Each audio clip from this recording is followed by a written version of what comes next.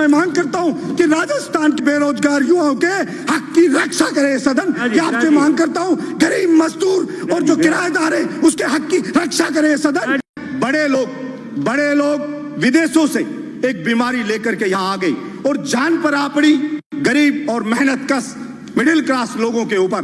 तरह तरह की बात होती है, आदेश जारी होते हैं। डिजास्टर मैनेजमेंट के तहत केंद्र सरकार ने एक आदेश जारी किया। हमारे माननीय प्रधानमंत्री जी ने कहा कि गरीब लोग, जो मजदूर लोग हैं, जो फैक्ट्री में काम करते हैं, उनको लॉकडाउन के वक्त का पूरा वेतन फैक्ट्री के मालिक देंगे।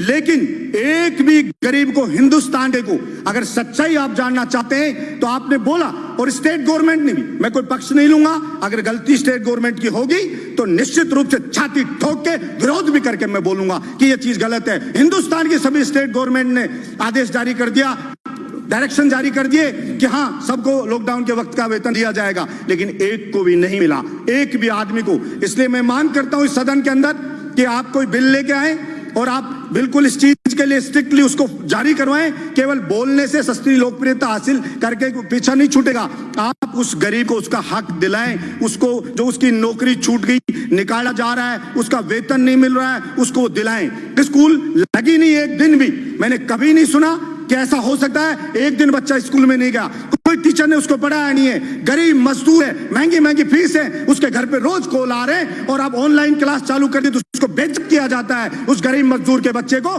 फलाना लड़के आपकी फीस जमा नहीं हुई है, आपके पेरेंट्स को बोलिए फीस जमा कराएं। मैं कहना चाहता हूं इस सदन के अंदर एक भी व्यक्ति ने इस बात पर चर्चा नहीं की अब भाई इस गरीब की स्कूल की फीस कैसे माफ होगी। और सुप्रीम कोर्ट में गए, अभिभावक गए, तो सुप्रीम कोर्ट ने कहा हर स्टेट की अलग अलग चीजें प्रॉब्लम है, अलग अलग स्थिति, आप हाई कोर्ट में जाइए, वहां की गवर्नमेंट से बात करिए। लेकिन मैं कहना चाहता हूं, आपने बोल दिया एक बार, बोलने से नहीं होगा। मेरे बहरोड में बुला के सारे स्कूल मालिकों को कहा कि बलजीत यादव जिंदा है तब तक यहां पे कोई किसी की फीस नहीं ले सकता। गरीब मजदूर की मेरी छाती पे चढ़ के फीस ले सकते हो, उसके लिए मुझे चाहे अरेस्ट कर लेना, चाहे कह देना कानून को नहीं मान रहा है, लेकिन कानून या तो बनाइए और नहीं बनाएंगे तो निश्चित रूप से अन्याय नहीं होने देंगे। हम लड़ेंगे और जनता की डिमांड होती है, वैसे ही कानून बनते हैं, बिगड़ते हैं, बनाए जाते हैं नहीं। इसलिए सरकार में मांग करता हूं कि ये कानून बिल लेके आए और उसको कहे। और अभी कई स्टेट ने किया, यूपी ने स्टेट ने किया, नहीं माना तो यूपी स्टेट ने एक बिल वो लेकर के आई, ऑर्डिनेंस जारी करवाया, self finance independent school act 2020।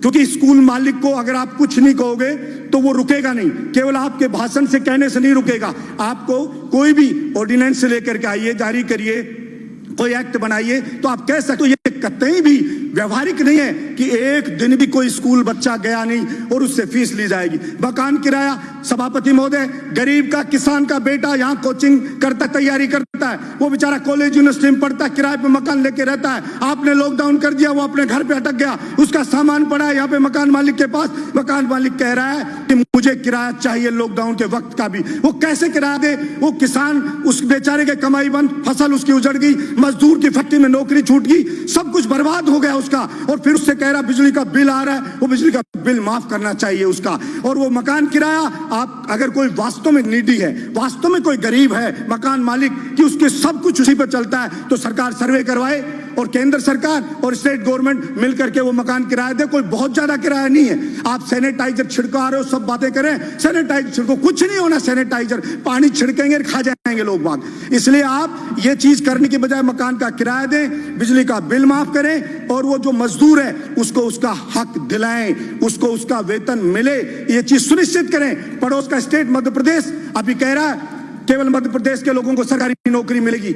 मैंने पहले भी पिछले सदन में इस बात को उठाया था। 21 स्टेट हिंदुस्तान के ऐसे हैं जिसके अंदर राजस्थान के जो अभ्यर्थी हैं उनके सिलेक्शन की जो परसेंटेज देखो 0 है, वहां नहीं लिया जा रहा है। अगर या तो हो कि पूरे हिंदुस्तान में कोई भी स्टेट ये बाउंड नहीं करे कि हमारे स्टेट का आदमी नौकरी लगेगा, और अगर लगेगा तो राजस्थान के जवान के साथ फिर अन्याय बर्दाश्त नहीं किया जाएगा। सरकार जहां भी कानून लेके आए, सारा ठेका राजस्थान के युवा ने नहीं उठा रखा कि सारी की सारी कीमत राजस्थान का युवा उठाएगा।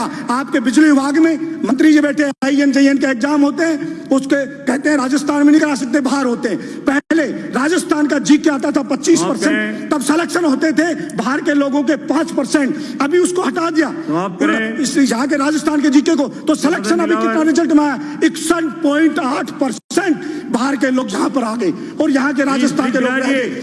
इसलिए मैं मांग करता हूँ एक खत्म करो, एक मिनट पीडब्ल्यूडी में हुआ, उसके अंदर जीके है राजस्थान की, उसमें 5% बाहर के लोग आए। मांग करता हूं कि राजस्थान के बेरोजगार युवाओं के हक की रक्षा करे सदन, कि आपसे मांग करता हूं गरीब मजदूर और जो किराएदार है उसके हक की रक्षा करे सदन, ये मैं मांग करता हूं और इसके ऊपर बिल लाया जाना चाहिए, ये मैं मांग करता हूं। धन्यवाद सभापति महोदय।